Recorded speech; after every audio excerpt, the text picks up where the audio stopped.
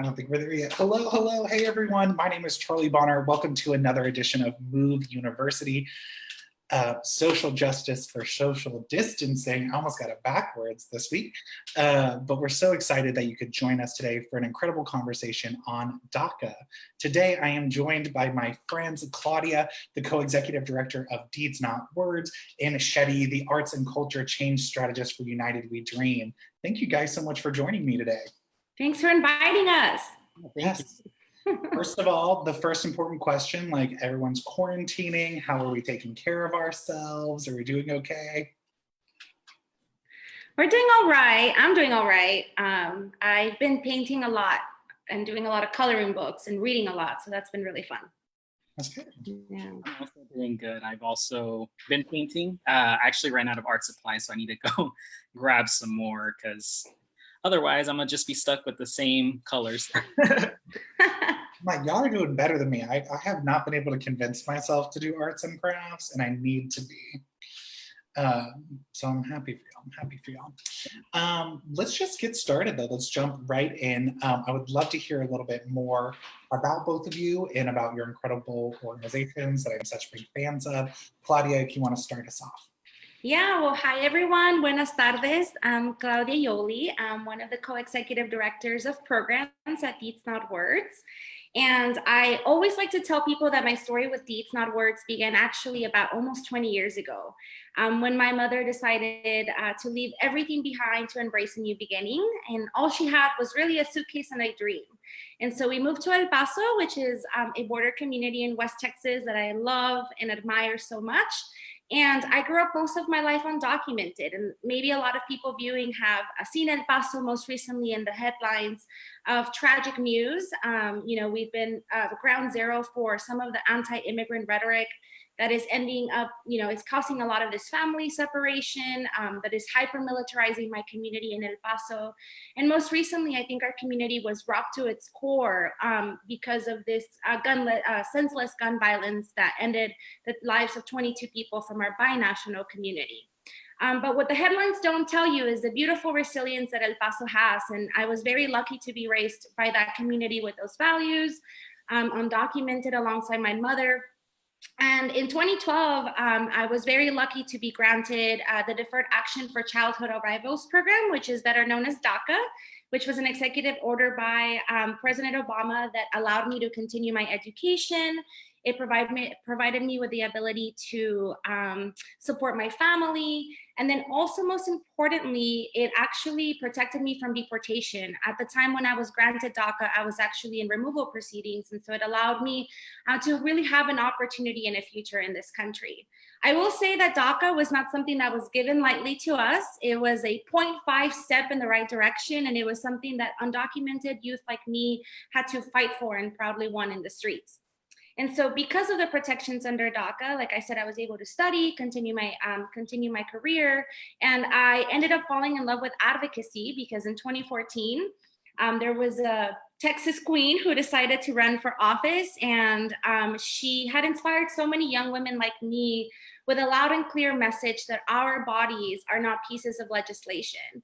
And although we didn't win that election cycle, I think our community, particularly in El Paso, won something so much bigger. And that was so many young people like me knowing that we have so much power and that we have an important place in the process. And so Deeds Not Words was actually founded by Wendy Davis, the fabulous Wendy Davis, to galvanize the power and build the leadership of young women through organizing. We have amazing chapters all across the state in high schools and colleges. Through policy making, our young advocates lead a legislative agenda centered on gender equity. And then we also build the power that we have through artistic expression and voting, because we know our generation is the largest, most diverse piece of the electorate here in Texas. And we're really excited to exercise that power in 2020. That's awesome. Thank you so much, Claudia. Thank you. Shetty, you want to give us a little bit of information about yourself and about the great work that United We Dream is doing? Sure thing. Thank you again for having me. Hi, everyone. My name is Shetty Aguirre. I use they, them, their pronouns or any pronouns as long as they're with a lot of love and respect. I immigrated to the United States with my mom back in 1996 when I was a year old. She was in her early 20s. We've both been here undocumented in Texas ever since. I grew up in Fort Worth, where I graduated from high school, and then later moved to Austin to go to college. And in that same year, 2012, much like Claudia, I also qualified for the Deferred Action for Childhood Arrivals program. And it was just a huge life changer. That same year, right after, like I even remember actually waiting until the application went live online on August 15th, stayed up all night clicking refresh until the application came up. And I was just so excited to be able to finally be able to work, to drive, to do all the things that I couldn't do as a teenager. But I actually felt really upset that people like my mom were left out of the program. Like, I was like, how is it possible that someone like me who just turned 18 is going to be able to do all of these things, but then my mom can't, and she's the one who's actually looking after me and my siblings. So I was fortunate to have DACA, and then shortly thereafter, when I moved here to Austin, to have met a really awesome group of undocumented students at a group called the University Leadership Initiative, which was a part of the United We Dream network. And it's the very first time that I ever met other undocumented people. First time I ever heard anyone say, "I'm undocumented and unafraid." And I was just like so moved. And there I found my organizing home, my community, and felt really inspired because I knew that there was no going back, that it was time to organize, to fight for our families and other people who are constantly being left out of different immigration protections. So since then, I was a part of University Leadership Initiative for 4 years before joining the United We Dream team as a staff member. And at United We Dream, we are a national immigrant youth-led organization, constantly fighting for the rights and dignity of all immigrants, no matter if they are people who have been criminalized, people who have been incarcerated, people who are in deportation proceedings. We fight for everyone. And a lot of our current work, of course, is around ensuring that we protect DACA as a program so that people are able to continue renewing and hopefully, applying as well, and ensuring that we're stopping deportations and even engaging in the electoral process so that we can make sure that our family members and loved ones are going out to vote, because that's such an important way to be able to build power for our communities. Awesome. Thank you so much for sharing that. And we're going to dive into a couple of the questions that I have here, but if you're watching with us in real time on Facebook, be sure to comment your questions and I'll be sure to relate them to our guest. And you can also tweet us on the Move Texas Twitter, that's move_Texas. So send us your questions. First, Claudia, if you could just give me a little bit of the basics. I think this is something that we hear folks talk a lot about, maybe even demonize, but I don't think many people actually know what DACA is. Can you give us just a little bit of an overview of what that program is? Absolutely, Charlie. Like I said earlier, I think DACA was a 0.5 step in the right direction because we know that it grants protected status to about 800,000 young undocumented immigrants like me. It stands for Deferred Action for Childhood Arrivals. And what the program does is that it gives you the ability to one, be protected from deportation for a period of 2 years. So you have to renew every 2 years. If you want that protection to be extended, it used to cost $465. Now it costs a little bit more, $495 to renew that. You have to get biometrics done, which are, fingerprints every other year as well. And what it also does is that it provides you with an employment authorization document. So it's like a little ID card that allows you to legally work in this country and be able to provide for yourself and for your families. For a lot of us, that meant the ability to also attend school, even though we do not qualify at the federal level for financial assistance. And so a lot of us are paying for tuition out of pocket through our hard work.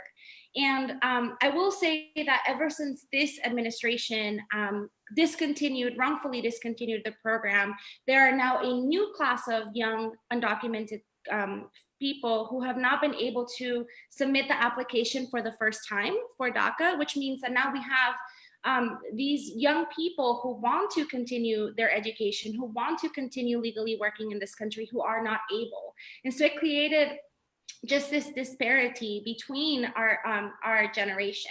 And so what we hope to see is not only this important program be protected, but we want action for Congress, right? We want to ensure that we're able to not just talk about 800,000 undocumented people. We want protections for 12 million undocumented immigrants who are in this country who deserve a rightful pathway to citizenship without militarizing our communities and further separating our families. Mm-hmm. I think that's great. I think that was a great overview. I really appreciate that. And we know that the status of the DACA program in general is a little bit up in the air right now, as it's been playing out in the courts. Can you give us a little bit of an update on that court battle and where things are right now?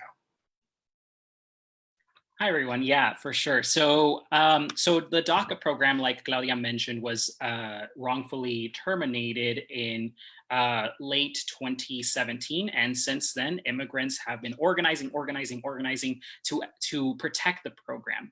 And through the courts, we were able to win renewals. So the program is open right now to people who currently have DACA, but it's not open to new applicants, which is exactly why, as Claudia mentioned, we have now another generation of young people, teenagers, young adults who just have no protections. And so this program is currently in the courts. It traveled all the way up to the Supreme Court last November of 2019.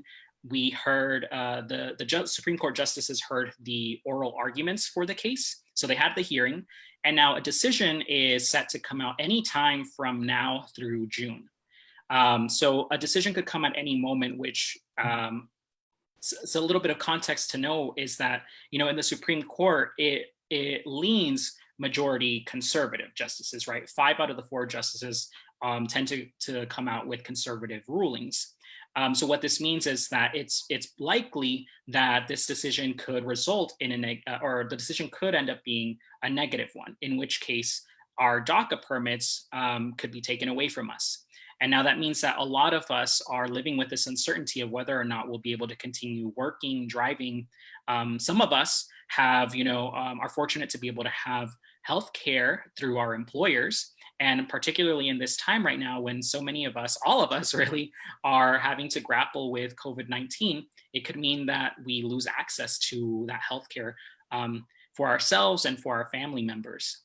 So what we have been doing over at United We Dream, and many of our partners have been to advocate for this Supreme Court to, one, be able to issue out a positive ruling. We've done that by submitting a multimedia amicus brief, so video storytelling to the Supreme Court from undocumented people.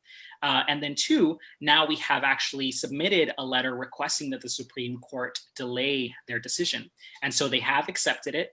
In order for them to accept that letter, they have to have, of course, read it to consider it in the case. And so now we are hoping that the decision does decide to delay a decision.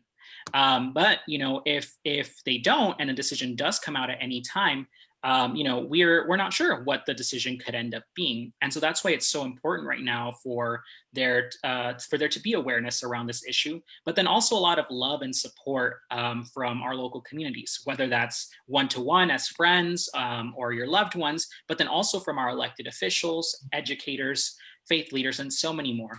And so this moment is really a time to be able to embrace our full humanity and the abundance within our communities. We're already doing so much of that right now with COVID-19, and this will be especially important if a decision does come out between now and June. Yeah, and thank you for reminding folks about that, the digital work that y'all have been doing. They do have some of the best digital work that's happening like online in the movement, so definitely check that out. We've dropped the link to both of y'all's websites, but make sure you check out that digital amicus brief. So it's phenomenal. And I think you touched on some great points about COVID-19 that really lead into my next question, because we're all being affected by this pandemic, but I do feel like it's having a disproportionate effect on communities of color, on immigrant communities, and I think it would also have to have an impact on our friends with DACA. So Claudia, do you want to speak a little bit about this particular moment? Absolutely. I think we were talking a little bit about, before we went live, us three, talking about how this situation, this pandemic, has really shed the light on so many of the issues that our communities have been facing for hundreds and hundreds of years. And so I think for me very personally, I'm in the process of renewing my DACA, which is already a very stressful process because you never know, right? If it's going to be a positive outcome or a negative outcome, and especially now with the threat of the case being in the Supreme Court, there's a lot of anxiety that a lot of us undocumented folks are feeling. Very personally, I know that the United States Citizenship and Immigration Services have, one, closed their offices and then also allowed for some of the cases to not need biometrics, which are those fingerprints that you have to take in person.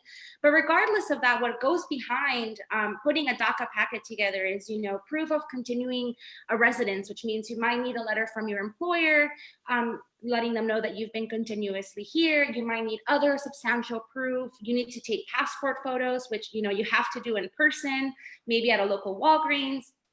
And you also have to submit, like pages and pages of legal documents that for somebody who's not a lawyer, and especially working in a system that is designed to not really be there for you, you want to ensure that you have that legal advice. And so it's made the process, the process has been very, very stressful. I had a lot of people saying, well, USCIS isn't requiring wet signatures, so they're not requiring those like physical signatures, and they're not requiring you to have that check anymore, that money order. And while all of those things are true, I think that when you are trying to apply for some sort of protection in a system that tells you, that has told immigrants for decades, that they have to wait in line, that there's so many moving pieces, that is already really complicated to navigate, you're more than likely going to stick with something that already works for you. And so that meant that I had to go in full-on protective gear to a Walgreens to get passport photos taken. I had to go to my local bank to ensure that I was getting that $495 money order, which maybe a lot of us, might have lost our jobs and might not be able to have that fund. And so it's just made this process really, really difficult.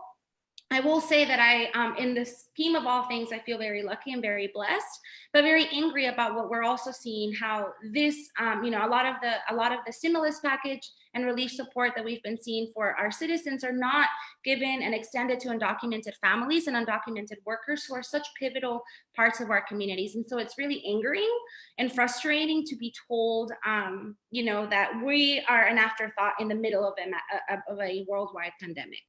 Yeah, I'm so glad you brought that up also, because I think that is one of the glaring errors of the federal response right now, is that Americans are getting these stimulus checks, but we have left our undocumented neighbors out of that. We've also dropped in the comments of this Facebook Live the donation link to Workers Defense Fund for undocumented folks. They've already raised their goal because so many people have applied for assistance. So if you are someone who has received that stimulus check and maybe you're still employed and might not need it to pay the bills right now, there are people that need that. And so it'd be great if you can make that donation, which is again pinned in the comments here. We have some great questions coming in. One from Kristen for both of you. What is something everyone can do to help fight for DACA and support dreamers? Whoever wants to start. I can jump in. So I think in terms of the organizing side, right, I think talking to your elected officials and urging them to include undocumented people in whatever legislation that they come up with going forward is really important, right? I mean, members of Congress want to be able to hear from their constituents, want to hear their concern, and everywhere we need to be able to amplifying the message of just the literal financial need for undocumented folks to be included in any sort of stimulus packages. I don't have any doubt that COVID-19 is going to go away anytime soon. And so as our country continues to figure out ways for our country to move forward and for us to be able to, sustain ourselves, that'll be really important. When it comes to just us as a community, right? I think being there for your friends or your loved ones is so, so valuable. One thing that we actually did at one of our regional trainings is that we set aside, 20, 30 minutes to be able to just write letters to ourselves for the future. And so our team is actually going to mail those out whenever it feels like the right time after a decision is made, to remind folks, of those loving, encouraging words that they've written to themselves. So that's a simple little thing that anyone could do, right? If you have a loved one or a friend who you're like, you know what, I want them to know that they're not alone, why not? Like, go ahead, prepare something that you can write out for them or draw them something. And as soon as something like this comes out, go ahead and mail it to them, right? Like those little moments of like emotional support are really important for one another, to be able to make it through these moments and know that we're not alone. I also want to double like shout out this, this relief fund that Workers Defense Project has put together. That was a really great initiative and a really great concrete way for folks to be able to monetarily support our community members. People like me, like I have DACA and I'm currently the only person in my family who's working. I'm very fortunate to be able to help them right now through some of these times, but there are family members who are, or families who don't have anyone who has DACA, still working under the table at restaurants or maybe babysitting or taking care of other people's homes. Those are folks who also need to be kept in mind and included in this moment too, because they don't have anything right now to be able to sustain them in this moment. Yeah, I think that's great. And I'm going to write both of you letters immediately after this. Oh, I thank love you. that. I want to echo what Shetty said, all of the above. I think community is so important right now, especially because we are so, physically far away from each other. And so having that support means the world when you are somebody that is disproportionately being affected by this pandemic. I think not only advocating for immigrant rights, but other rights that we live intersectional lives. And so here in Texas, we at Deeds Not Words have been also advocating for online voter registration and vote by mail. And so that's one thing you can do, advocate and vote. Super, super, super important that you show up to vote in November with your values and the stories and the stories of undocumented immigrants in mind. And then also, advocating for other issues that are also disproportionately impacted. So for example, abortion rights have always been a punching bag on behalf of our state's leaders. And so we want to ensure that we send a loud and clear message that abortion is time-sensitive, essential health care, and that undocumented women are going to be disproportionately also impacted by some of these restrictions that we continue to see even during a pandemic. And so fill each other with a lot of love, with a lot of community, and then use that anger, use that frustration into action. I think that's great. I think that's a great point. And also so important to remember that all of these movements are intersectional and that we're all impacted in different ways, and that the DACA recipients and DACA community is a vast and diverse community too. There's no one size fits all solution there. Question from Alex. Can you point people towards some organizations that maybe conduct DACA renewal clinics? Any resources for folks, maybe especially important right now, as Claudia said, as there are some barriers right now? Yeah, I can speak to that for a bit. So one resource that is immediately available today actually is that Raíces Texas just launched a set of DACA scholarships. They have offices in different parts of Texas. So if you just go to their website, Raíces, R-A-I-C-E-S, Spanish word for roots, they have a scholarship right now that's available to DACA recipients who have that financial need. Over at United We Dream, we also manage a DACA renewal fund as well. Unfortunately, right now, there's such a great need right now. We're over 300 folks on our wait list. And so we're still fundraising some more to be able to distribute out those funds. You can always check us out at renewmydaca.com. renewmydaca.com. So that's where we will have our resources for the scholarship whenever it once again becomes available. But for sure, if you're in Texas right now, Raíces is one that you can go to. That's available. Perfect. Back to some of my questions before we pull some more online. The 2020 election is still happening, apparently. Even if I'm stuck at home, it's still happening. What kind of role do you see DACA recipients and immigrant communities playing in this? I think some of my friends that are DACA recipients are some of the best advocates and organizers of other people to vote, because it's even more important to them as they can't have their voice heard in that way. What kind of role do you think they can play, and how do you think people should be getting involved? Shetty, if you want to start. Yeah, sure thing. So, I think this moment is really calling on us to kind of look ahead at like what, like we're all trying to scramble to figure out like what do we do, like, right, what's our solutions. And one concrete solution that is always there on our calendars is election day. And of course, you know, there are a lot of limitations right now that we're facing when it comes to getting engaged at the polls, or at least here in Texas, we definitely did when it came to, you know, being able to vote by mail. But luckily, we have advocates also fighting for our rights to be able to vote in a safer way. And so it'll be so critical for folks to be able to go to the polls and vote for candidates that are going to really resonate with our values, right? Like when you go to the polls, think about our stories, think about the stories of your loved ones and others who you haven't met. And this goes for up and down the ballot, right? No matter what level of government, it's so important to be able to go out to vote for those candidates that are really going to step it up and fight to include all of us.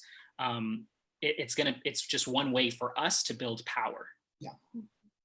I think you're absolutely right. And Deeds is doing some amazing electoral work. Claudia, if you want to talk about that.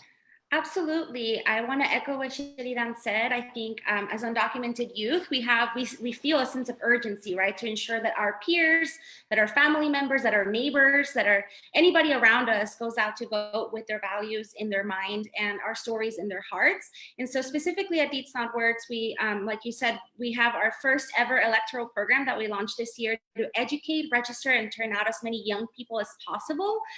We know that when young people turn out, they turn out with their values. And we are the largest, most diverse piece of the electorate, which means that we should be seeing the diversity reflected into the people we're electing into office and the policies that we're enacting in our communities. And I know in my heart that 2020 is going to be the year that we tell the real story of Texas, a story of resilience, a story of hope, and a story of our collective power. Thank you. I think that's great. And y'all are doing amazing work. And I'm so proud. I need like some Deeds swag to go on the wall. We have all the Deeds swag. Dream swag to go on the wall. Whenever we can access the post office, I'm like gonna need y'all to mail me some stuff for the wall.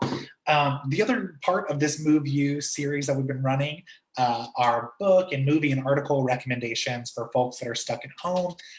They can learn a little bit more about DACA or just whatever you want to share, whatever you're reading. So do you have any recommendations for folks while they're quarantining? Yeah, I'll start. So I brought some books with me and I can share them. We love props. I have an Isabel Allende, La Isla Bajo del Mar. I just started reading this one, but it's a romantic realism, historical romantic realism. We'll see what it's about. But I love Isabel Allende and all her work. I have the fabulous Michelle Obama, Becoming. I've already read this, but this is one of my favorite books. I love reading more about her life. There's a whole section about all of the fabulous outfits that she wore and how that was even a political statement. And so I love reading that. I have this other one by the fabulous Cecile Richards, Make Trouble, former executive director of Planned Parenthood and now leading Supermajority, which is one of our amazing partners in the gender equity world. Love her, love this queen. And then I mentioned earlier that I was doing a lot more coloring. And so a few weeks ago, we had our one of our gatherings for Movement Mujeres program, which is a deep dive leadership fellowship for young women of color here in Texas. Shout out if you're a Movement Mujeres fellow and you're watching this. But we try to give them little gifts every single gathering. And we, our friends at Jolt actually purchased this one, Becoming Me. And it's by Andrea Pippins, who's a woman of color. And so I love this book so much. It's just really good, really soothing and really great for coloring. I love it. The Becoming audiobook is also a great recommendation. Super great. If you want Michelle Obama to like whisper in your ear and like you want to cry a little bit, super good. Your recommendations. So I feel like some of the people who I've been turning to right now have been some of the artists that are also immigrants. So I've been, if you go on Instagram, you can check out one of my favorite poets, Alan Pelaez. I hope I'm saying their last name right, but Alan, their handle is Migrant Scribble. And so you could go ahead and check them out. There's also Alex Martinez at the handle Poet Chico. Both of them have been really inspirational writers that I look up to that are, you know, dishing out the real talk around how immigrants exist here in our homes.